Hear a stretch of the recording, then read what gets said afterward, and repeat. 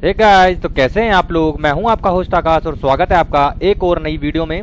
आज के लेसन में हम जानेंगे मंथली सैलरी शीट को कैसे मेंटेन किया जाता है। रिसेंटली 2 वीडियोस में मैंने बताया था मंथली अटेंडेंस, जो कि ये वाला जो शीट है ये वाली, और फिर ओवर टाइम को किस तरीके से मेंटेन आप कर सकते हैं अपने ऑफिस वगैरह में।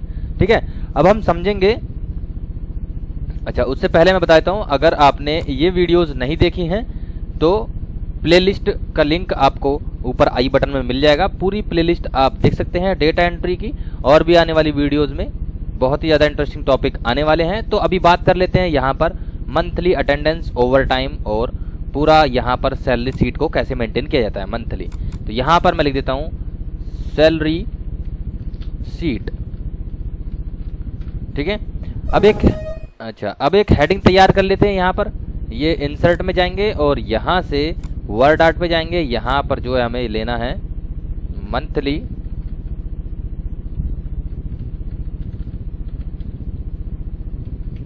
Salary sheet. ठीक है, इसको जो है हमको ऊपर इस तरीके से रख देना है। यहाँ पर इसका जो शेप है वो ब्लैक में कर देना है फिल, और इसका जो टेक्स्ट है वो यहाँ जो है हमें वाइट कलर में कर देना है। ठीक है, अच्छा, अब यहाँ से जो है हमको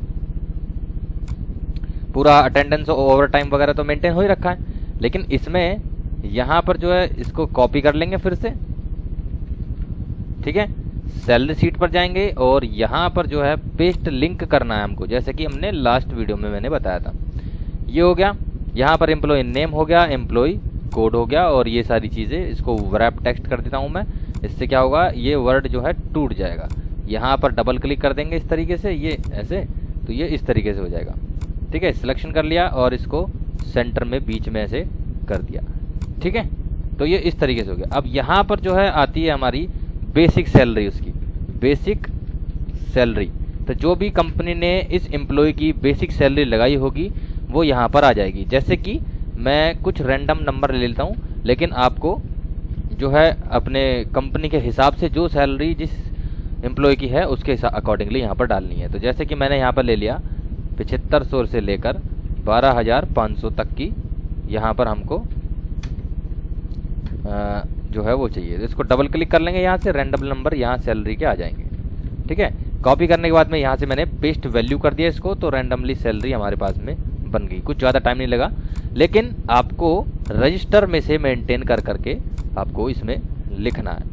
ठीक है, अच्छा, अब बात कर लेते हैं यहाँ पर कुछ आने वाले टॉपिक्स की। तो यहाँ से यहाँ तक मैंने इसको कर दिया जो है सेलेक्ट। ये शिफ्ट के साथ भी कर सकते हैं आप इस तरीके से, और यहाँ पर इसको पूरा सेलेक्ट कर देंगे। कीबोर्ड से ऑल्ट प्रेस करेंगे, एच प्रेस करेंगे, बी प्रेस करेंगे और ए प्रेस करेंगे। तो ऐसे करने से सभी में बॉर्डर लग जाएगा आपकी सिलेक्शन रेंज में। ठीक है, यहाँ पर जो है ये सैलरी हो गया बेसिक वाला, और बेसिक सैलरी के बाद में यहाँ पर हमारे आते हैं working days, WORKING days.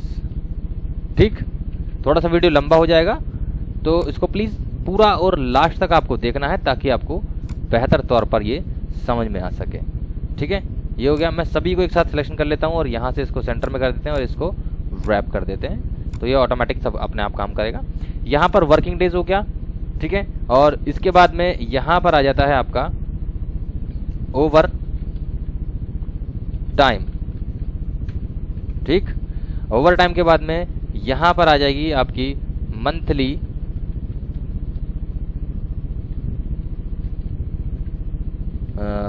Salary. F2 press किया, SALARY, मंथली सैलरी हो गया। थोड़ा सा इंक्रीज कर देता हूँ क्योंकि ये मंथली का जो वाई है वो इस तरीके से दिखाई दे रहा है, अब सही दिखाई देगा। ये होने के बाद में यहाँ पर जो है कंपनी आपको क्या करती है, लेकिन रूल होते हैं इसमें कुछ। पहले मैं ले लेता हूँ यहाँ पर DA, जिसको बोलते हैं डेयरनेस अलाउंस। ठीक है, फिर होता है TA, इसको बोलते हैं ट्रांसपोज अलाउंस। फिर होता है HRA, इसको बोलते हैं हाउस रेंट अलाउंस। लेकिन इसमें कंडीशन होती है, हर एम्प्लॉय को नहीं मिलती हैं ये चीज़ें, जो थोड़े प्रोफेशनल वे में काम करते हैं। तो मैंने इसलिए इसमें इंक्लूड ये इसलिए कर दिया ताकि आपको प्रॉपर वे में सैलरी डेटा मेंटेन करना आ सके। ठीक है, तो सबसे पहले डेयरनेस अलाउंस के बारे में समझ लेते हैं। डेयरनेस अलाउंस होता है जब कोई कंपनी किसी भी, जैसे मान लीजिए पूरे मंथ में पूरे 30 दिन उसने काम किया है, पूरे के पूरे 30 दिन उसने काम किया है, तो इंसेंटिव तौर पर वो डेयरनेस अलाउंस आपको प्रोवाइड किया जाता है। ये चीज़ें हर कंपनी में होती हैं, सॉरी हर कंपनी में नहीं होती हैं, किसी किसी कंपनी में होती है, और परसेंटेज रेट या फिर अमाउंट रेट पर उसको अमाउंट दी जाती है। तो जैसे कि मैंने दे दिया 10% इसकी वैल्यू दी जाएगी। और टीए मतलब कंपनी किसी भी वर्किंग स्लॉट एरिया से आपको भेजती है अपने काम के ज़रिए। जैसे मान लीजिए कोई डॉक्यूमेंट्स आपको कहीं लेकर के जाना है, या फिर कोई प्रोडक्ट आप सेल करने के लिए दिया जा रहा है, तो ऐसे टाइम पे जो भी ट्रैवलिंग का जो खर्चा होता है वो ट्रैवलिंग अलाउंस कहा जाता है, और वो आपको कंपनी प्रोवाइड करती है।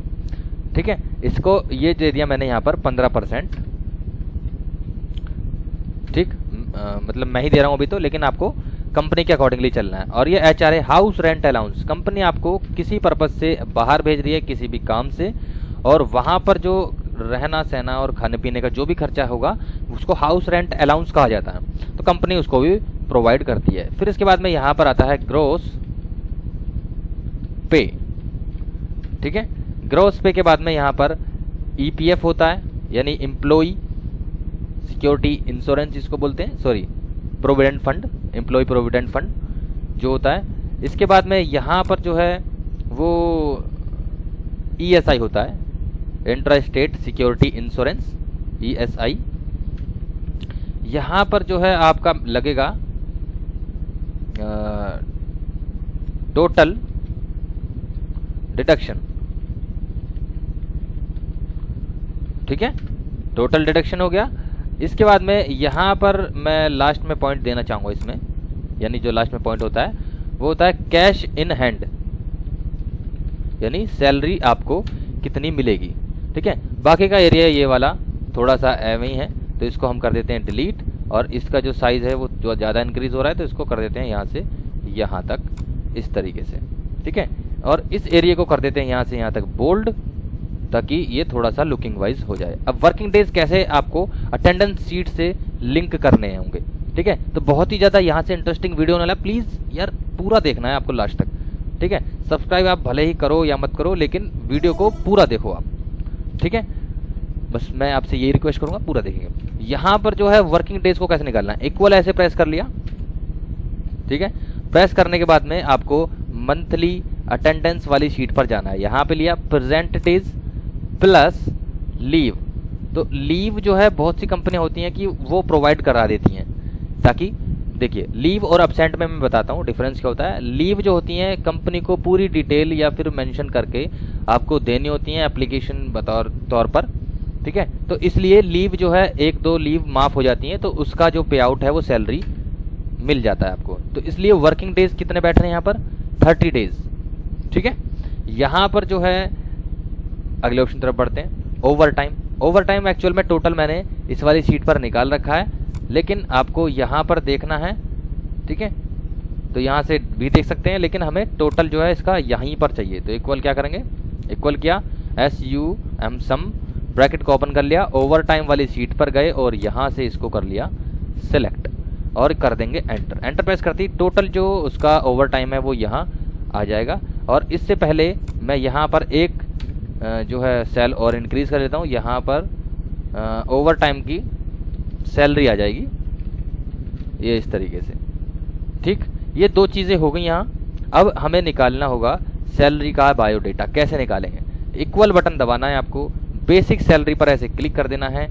ठीक है, डिवाइड कर देना है 30 से, और यहाँ पर एक सेकंड मैं इसको स्प्लिट करना होगा इधर से उधर। तो क्या करेंगे, कट ऐसे कंट्रोल X कर लिया इस वाले उसको, यहाँ पर क्लिक करके राइट क्लिक करना है, और यहाँ पर एक ऑप्शन मिलेगा इंसर्ट कट सेल।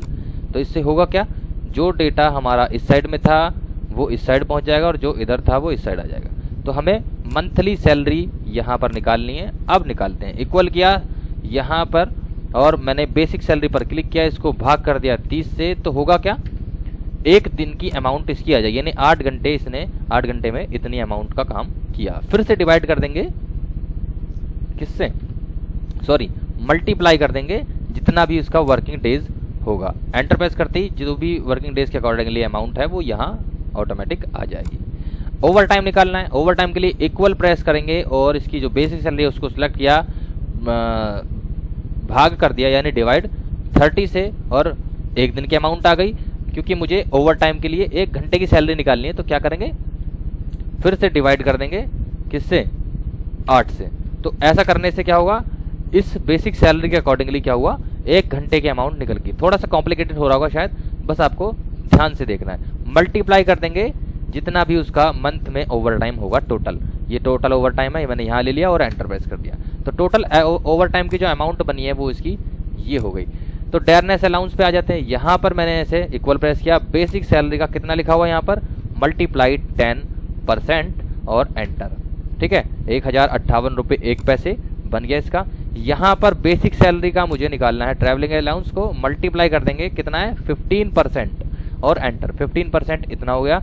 और HRA house rent allowance basic salary का, और कर देंगे इसको मल्टीप्लाई बाय 20%। मैं पहले से ही बताना चाहूँगा कि ये हर एम्प्लॉय को नहीं दिया जाता है, जो इस काम को करता है सिर्फ और सिर्फ उसी को। तो देख करके मेंटेन करना है, क्योंकि मैं तो एक साथ ही रेगुलरली बता रहा हूँ आपको समझाने के तौर पर।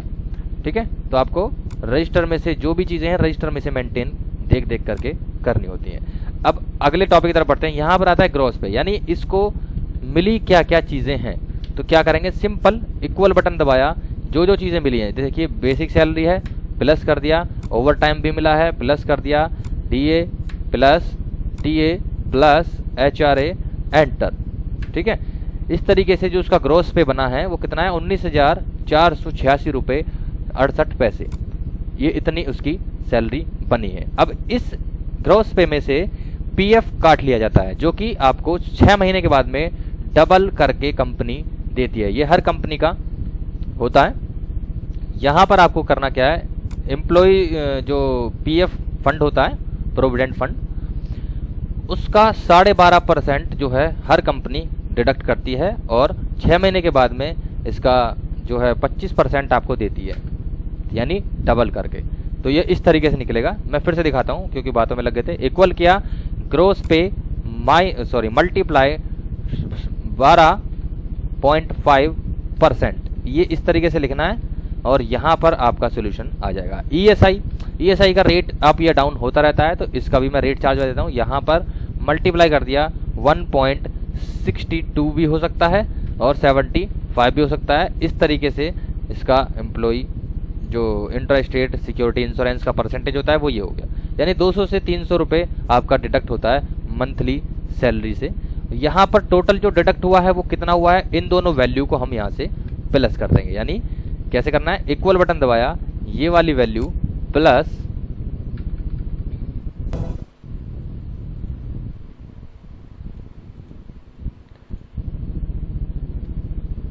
इक्वल ये वाली वैल्यू प्लस ये वाली वैल्यू और एंटर।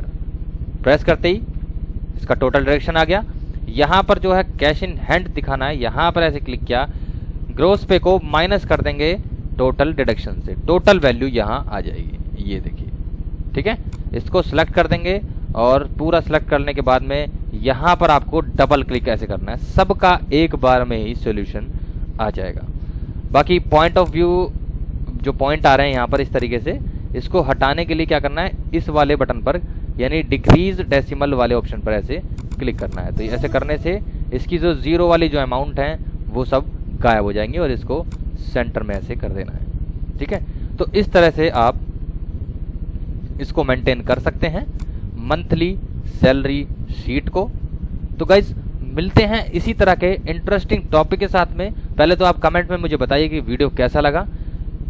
ठीक है, और वीडियो को प्लीज़ लाइक कर दीजिए। चैनल पर अगर आप लोग नए हैं तो प्लीज़ इसको सब्सक्राइब कर लें।